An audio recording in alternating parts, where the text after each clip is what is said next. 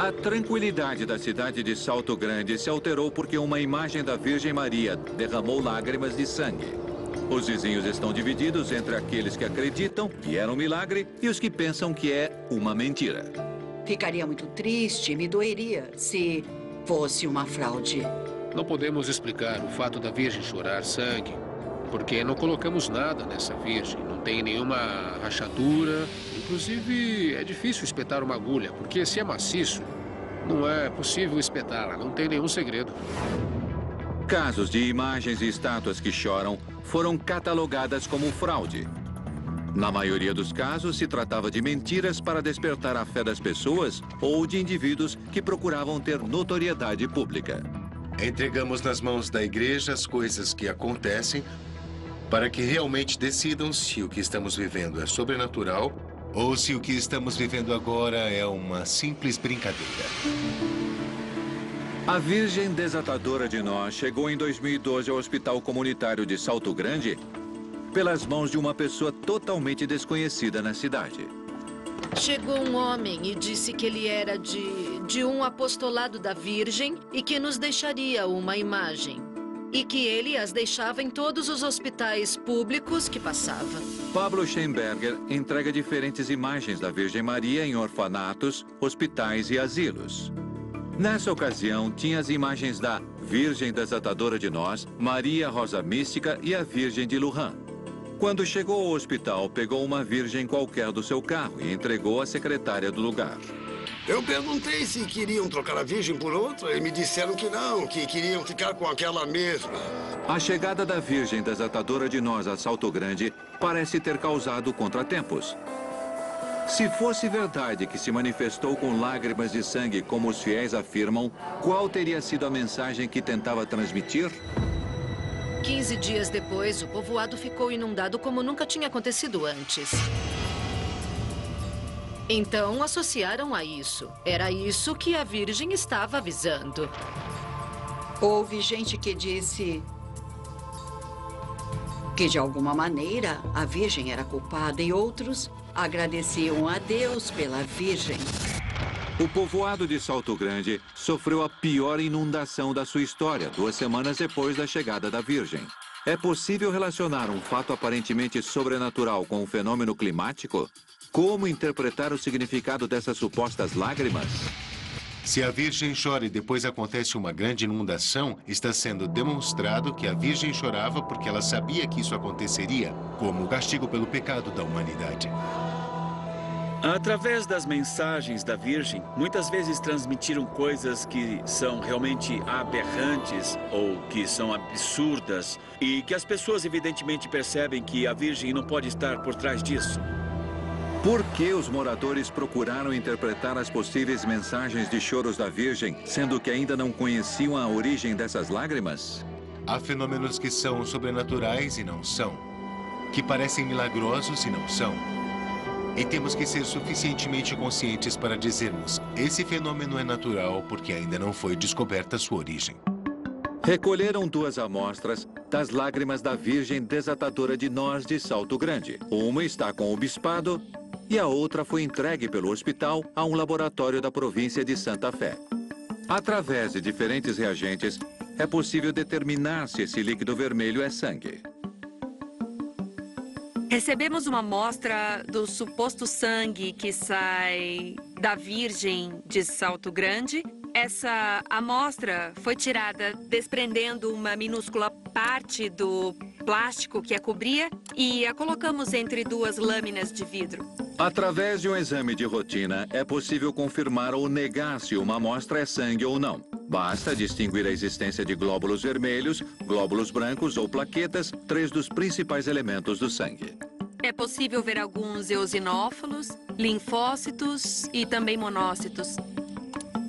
Distinguimos distintos tipos de glóbulos brancos. Enfim, isso é compatível com sangue. Depois de confirmado que é sangue, surge outra pergunta. Como é possível uma imagem de gesso derramá-lo? A ciência é capaz de encontrar um significado para essa manifestação ou deverá admitir que está diante da presença de um milagre? Às vezes, as explicações científicas são inexplicáveis. Simplesmente a ciência diz, isso não é explicável cientificamente. Os homens da ciência não dizem isso é um milagre.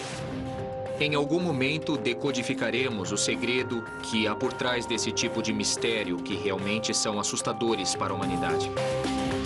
Para a ciência, o que hoje é impossível de explicar, talvez amanhã tenha um novo significado. À medida que a tecnologia avança, os cientistas encontram novas ferramentas para desvendar mistérios que pareciam inexplicáveis. É possível desenvolver algum tipo de sistema que permita que essa imagem derrame sangue?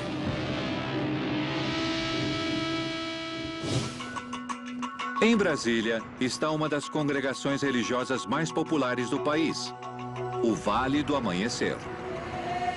Toda semana, atraídos pelos comentários que indicam que o lugar é mágico, se aproximam mais de 3.000 pessoas, entre seguidores, curiosos e turistas.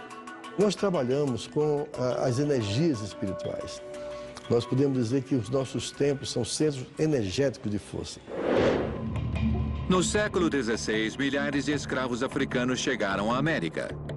Nas colônias, conseguiram conservar sua religião de origem, introduzindo com nomes falsos os deuses africanos junto aos santos do culto oficial. Dessa troca com o catolicismo, surgiram diferentes vertentes como a santeria em Cuba, o voodoo no Haiti, o umbandismo no Brasil e o palo mayombe no México. Eu acho que não tem aqui ninguém que de alguma forma não acredite em uma vida espiritual que ultrapassa a vida, é muito forte, não somente no povo, mas na elite também. O Vale do Amanhecer foi fundado em 1950 por Neiva Chaves Zelaya, conhecida no Brasil inteiro como Tia Neiva. Ela garantia que se comunicava com espíritos e afirmava que um deles, Flecha Branca, lhe deu orientações para formar uma doutrina religiosa. Hoje, a comunidade possui mais de 600 templos no mundo inteiro e seu líder é José Donato de Souza. Somos um grupo que trabalha em prol da harmonia, em prol do equilíbrio. Nós trabalhamos para a evolução do planeta Terra. O milagre do Vale é o milagre da criação de um espaço próprio e de um espaço para a comunidade e de um espaço que revela a existência de um cosmos espiritual maior. Há uma permissão para a imaginação. Lúcia, uma das adeptas do Vale, sofreu de graves problemas cardíacos desde muito jovem. Aos 20 anos, enfrentou sua primeira cirurgia para corrigir uma deficiência em uma válvula do coração.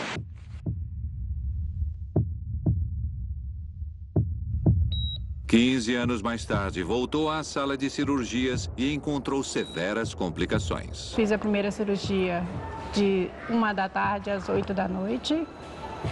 Aí, umas 5 da manhã, eu fiquei...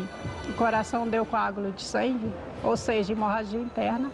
O médico não me deu nenhuma chance de vida quando eu fiquei internada. Ela tem uma doença crônica chamada cardiopatia reumática. Uma doença crônica é que ela irá morrer, irá falecer, não necessariamente por essa doença, mas ela irá acompanhar essa paciente para toda a vida. Segundo Lúcia, no estado de semiconsciência, sentiu a presença de uma energia muito forte no quarto do hospital e a relacionou com os espíritos que ela via se manifestar no vale. O tempo todo confiou que a ajudariam a sobreviver. O Vale do Amanhecer, para mim, significa libertação pura.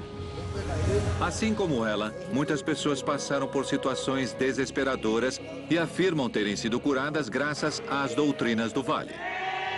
Aí eu vim pedir uma ajuda aí para ver como é que eu podia fazer com ele, porque ele está assim, está perturbadinho na cabeça, assim, sabe? Eu não sei o que ele tem, deve ser uma perturbação espiritual, né?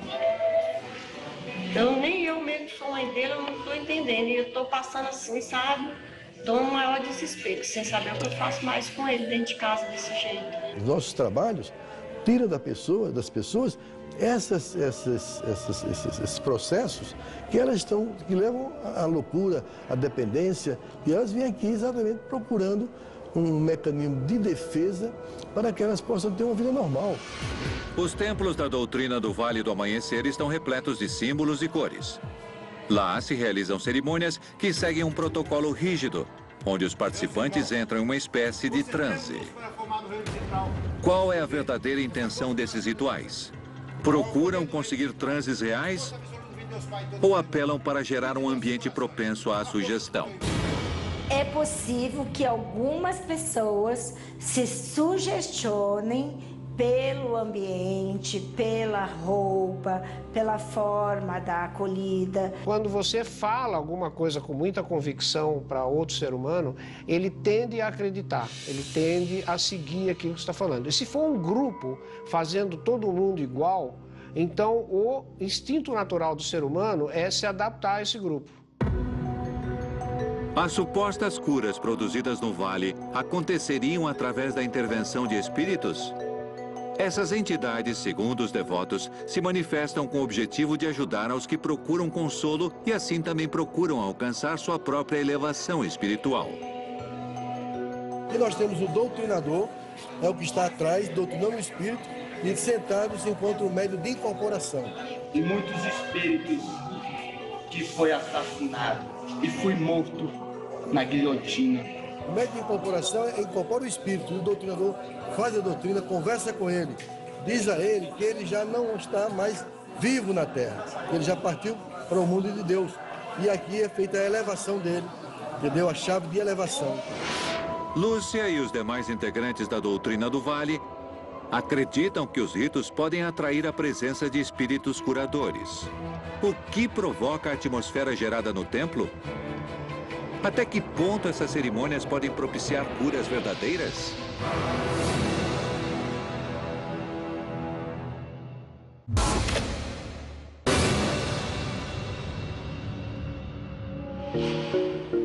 Brasília abriga o intrigante Vale do Amanhecer, um lugar de interesse religioso e turístico.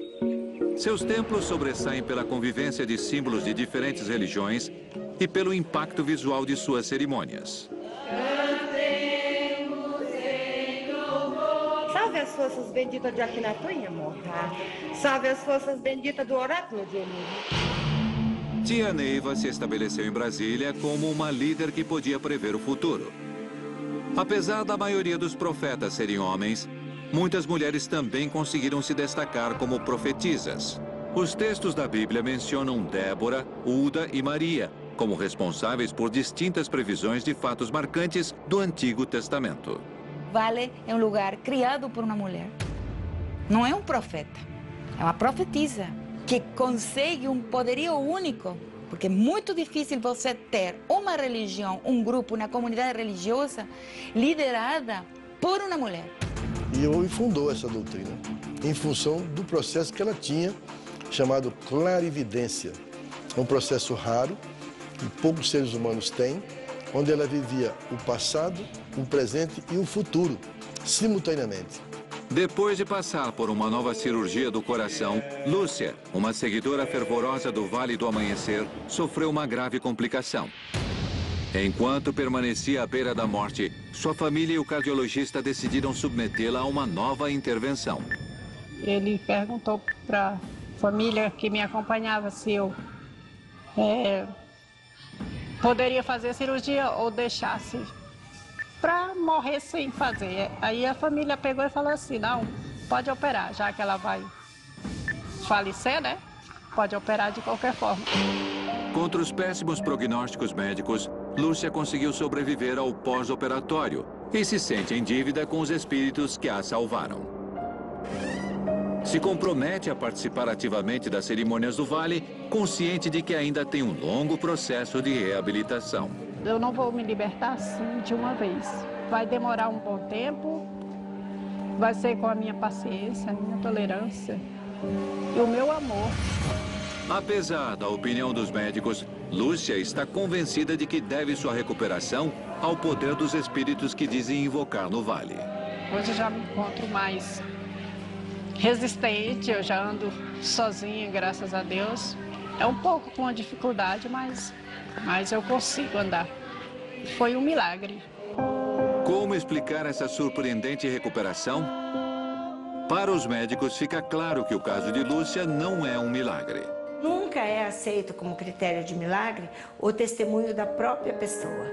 Tem que ter todo um processo, um acompanhamento de uma equipe de médicos que deixem claro que aquela cura supera o poder da sugestão, as forças curativas da natureza e o poder de recuperação do próprio organismo da pessoa. Não diria milagre, ela teve sorte de não ter tido ainda um evento fatal. A gente não sabe como está a situação do coração dela hoje. Provavelmente pior do que quando ela foi operada. Da mesma maneira que conquista adeptos, esse tipo de doutrina costuma despertar a crítica dos céticos. Para eles, a tentativa de viver conectado ao mundo dos espíritos provoca uma perigosa distância da realidade. Ao tentar fazer com que tudo seja explicado por realidades sobrenaturais, o homem perde o seu foco, perde o sentido da realidade e assim começa a interpretar a vida de um modo muito danoso. Primeiro teria que provar o que não se consegue dentro do campo da ciência, que os espíritos dos mortos se comuniquem com a gente. Mas se nós não conseguimos nem sequer provar que os espíritos dos mortos agem no nosso mundo, como acreditar numa doutrina que diz que foi revelada por eles? Com pouco mais de meio século de existência, a doutrina fundada por Tia Neiva, segundo manifestam seus seguidores, já acumula inumeráveis casos possíveis de milagres. Alheio à crítica dos céticos, o Vale do Amanhecer cresce dia a dia e continua gerando cada vez mais misticismo e atração.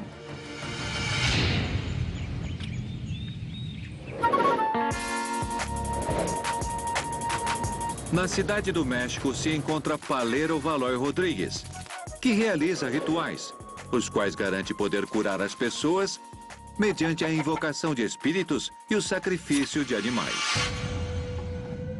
Palo Mayombe tem a ver com esse conceito de magia, de ritualizar, de expulsar o mal. Quando uma pessoa procura um lugar para ser curada, já está se dedicando 50% à cura, porque já está acreditando. Marco Antônio Avellaneda sofre com um câncer avançado e, num estado de desespero, aceita se submeter a uma cerimônia que poderia mudar sua vida. Eu sei que no final do caminho, é muito difícil vencer essa doença. É muito difícil, mas se podemos tentar, temos que fazer isso. O benzedeiro prepara o senhor Avellaneda antes de submetê-lo a um dos mais perigosos rituais do Palo Mayombe.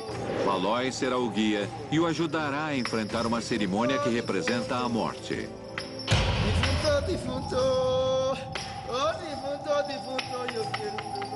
O que vamos fazer entre as pessoas que vão estar comigo neste momento é uma mudança de vida.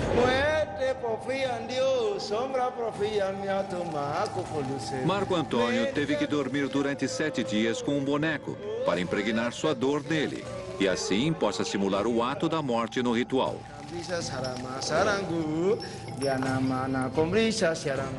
O ritual que vou praticar com meu pai será uma série de cantos, de ritos e tudo mais.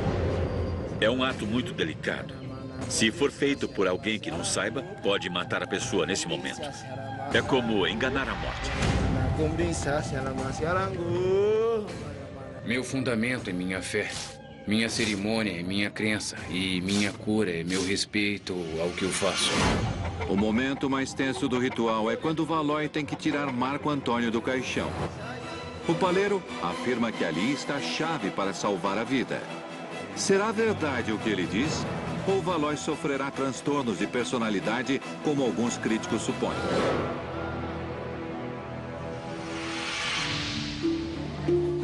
Pela primeira vez em sua vida, Valoy enfrenta um teste psicológico. A doutora Violeta Pérez tentará determinar se o santeiro possui alguma alteração mental. Acredita ter um sexto sentido que te permite conhecer e prever coisas? Sim. Pensa muito que algum dia alcançará o poder, a fama ou o reconhecimento? Sim. Alguma vez você já chegou a ouvir vozes Ouço vozes, vejo espíritos. Eu falo com eles. Essas respostas poderão determinar o estado de saúde mental do paleiro? Se a doutora Violeta Pérez o considerar insano, que riscos Marco Antônio enfrentará ao participar de um ritual com a morte organizado por Valois? Os vizinhos de Salto Grande, na província de Santa Fé, ainda têm muitas dúvidas sobre a veracidade do suposto sangramento da Virgem Desatadora de Nós. As suspeitas estão postas na composição da estátua. Quem a fabricou pode ter colocado alguma bolha para que explodisse em determinado momento e surgissem essas manchas. É possível que dentro da imagem de gesso haja algum sistema que permita derramar sangue? Qual é o benefício que pode se ter com uma virgem que aparenta chorar?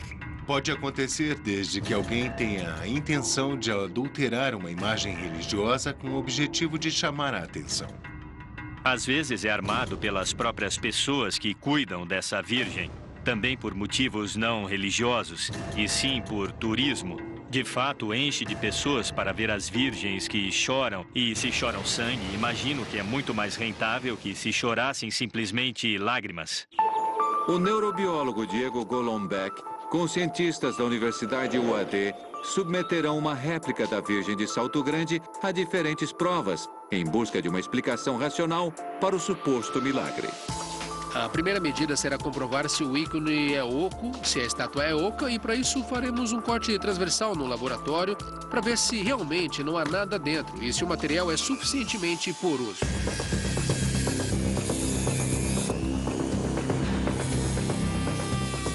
Como será o interior dessa imagem? É possível colocar um sistema que permita derramar sangue? O mistério finalmente está próximo de ser revelado.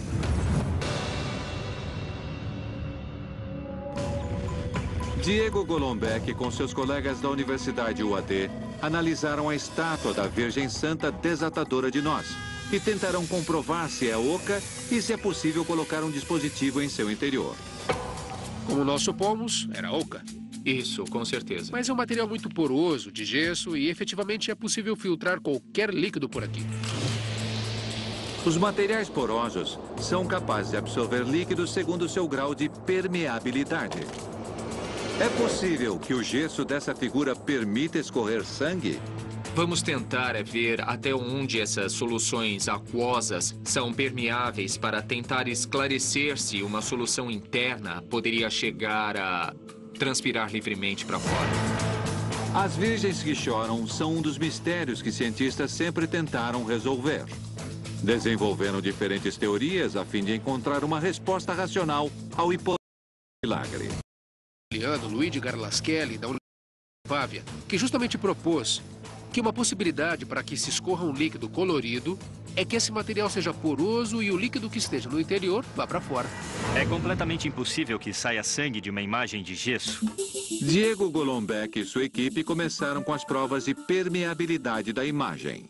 Com certeza isso é gesso com algum tipo de esmalte ao redor, então para que filtre adequadamente teríamos que raspar um pouquinho de esmalte.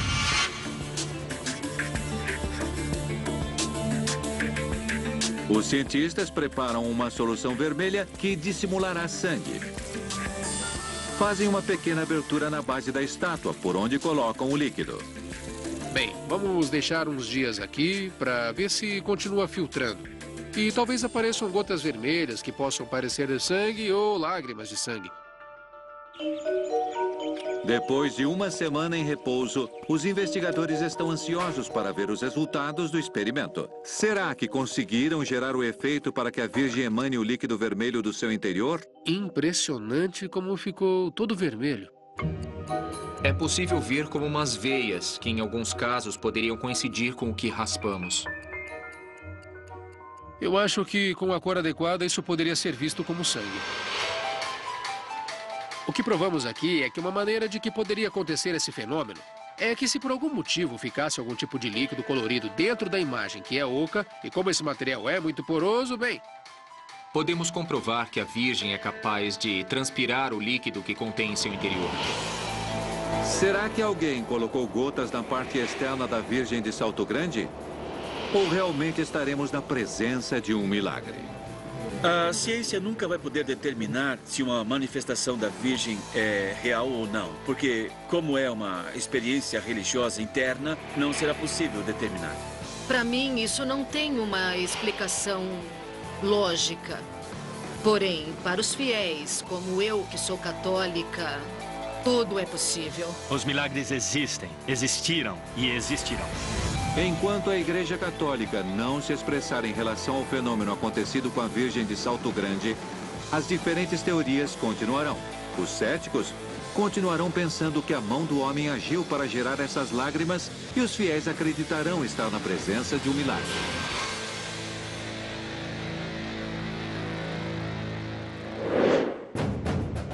Na cidade do México, o benzedeiro Valois pela primeira vez se submeterá a um teste psicológico para avaliar seu estado mental. Antes eu me considerava o são mais louco. Agora eu me considero o louco mais são. Porque se trata de loucura, a minha loucura tem ajudado a muitas pessoas. Sente que tem esse fascínio pela cura ou para curar os demais, que ele pode chegar a fazer um placebo, que pode sugestionar as pessoas para que possam encontrar respostas e se sentirem melhor. A manipulação se produz quando uma pessoa utiliza a persuasão para exercer controle sobre o comportamento de outra. O que aconteceria se Valois estivesse manipulando seus fiéis enquanto sofre um desequilíbrio psíquico? Até onde poderia chegar? Valois não está louco. Simplesmente tem traços esquizotípicos de personalidade. Traços narcisistas, que são o que o levam a ser um benzedeiro e curador, que chega a ser uma pessoa que pode canalizar os problemas dos demais. Para os especialistas, Valois poderia utilizar a sugestão como uma ferramenta para curar as pessoas. O benzedeiro se encontra no meio de um ritual extremamente perigoso. Marco Antônio saiu do caixão, mas deixou um boneco lá dentro como tinha sido solicitado.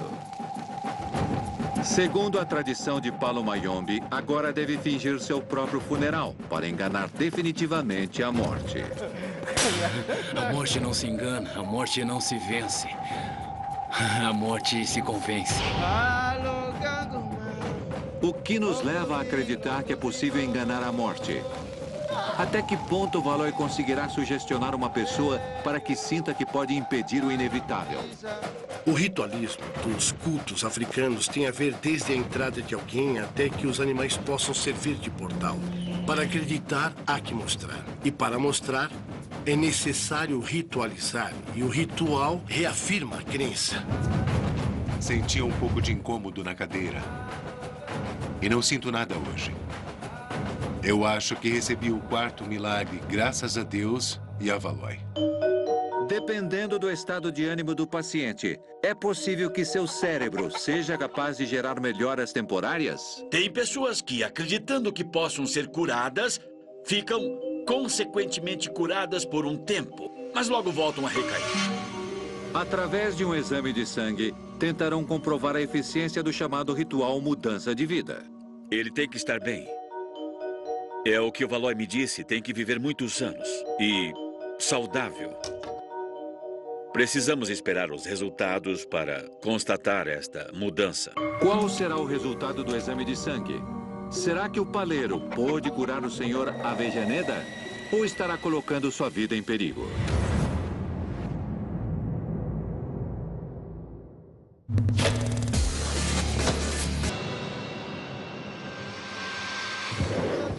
O paleiro Valois, através de um ritual, supostamente curou a próstata para Marco Antônio. Diretor da Faculdade de Medicina da Universidade La Salle, Alexis Bolio Galvis, revisa os exames cirúrgicos do Sr. Avellaneda para analisar se realmente alguma vez extraíram a próstata. Foi realizada uma coleta parcial da próstata. Não tiraram sua próstata, tiraram somente uma porção para fazer a sintomatologia. E óbvio, ao ter um câncer em processo, isso pode crescer novamente e apresentar um volume prostático até maior que o normal. Para determinar se uma pessoa padece de câncer de próstata, é necessário fazer um exame de antígeno prostático. O primeiro exame efetuado por Avellaneda tinha dado um valor de 34, 30 vezes maior que o normal. Quanto lhe dará agora, após ter se submetido à cerimônia de Palo Mayombe? O último exame de antígeno prostático específico de Marco Antônio reporta 35,9. Continua sendo um nível muito elevado, que nos faz pensar que o câncer de próstata está presente. Os resultados são contundentes. O câncer está presente. O ritual de mudança de vida não deu resultado. Apesar de tudo, Marco Antônio continua convencido dos poderes que Malloy possui. Algo dentro de mim me diz que se não fosse por ele, eu não estaria mais aqui. Simplesmente eu já teria partido há uns 5 ou 6 anos. Através do poder, ele tem a capacidade de conseguir que as pessoas se vinculem em uma devoção a ele e também conseguirem certos benefícios aparentes através desse tipo de religiosidades que se aproximam ao diabólico. A manipulação é: eu quero que você faça o que eu quero que faça. Mas não existe manipulação sem sugestão. Malloy continua exercendo o Palo Mayombe, convencido de estar ajudando seus fiéis. Qual o risco que eles correm se, como os especialistas afirmam, são manipulados em busca de uma cura? Quanto poder terá Malloy em suas palavras? Depende da sua doença e será o seu remédio. Não há nada maior nesse momento que a palavra. A palavra tem um poder. A palavra é um dom. Não é o que se diz, é como se diz. Os seguidores de Malloy Rodrigues acreditam estar diante de um curandeiro maravilhoso. O Palo Mayombe é a religião que adotaram e não tiveram dúvidas para se entregarem a qualquer dos seus rituais em busca de milagres. Não colocamos em dúvida a intervenção dessas formas sobrenaturais em nenhum momento. Se colocássemos em dúvidas, teríamos que indagar sobre outras dúvidas que sobrepassam ao próprio crente. Se é uma cura milagrosa, uma doença, não terá os elementos para começar a investigar.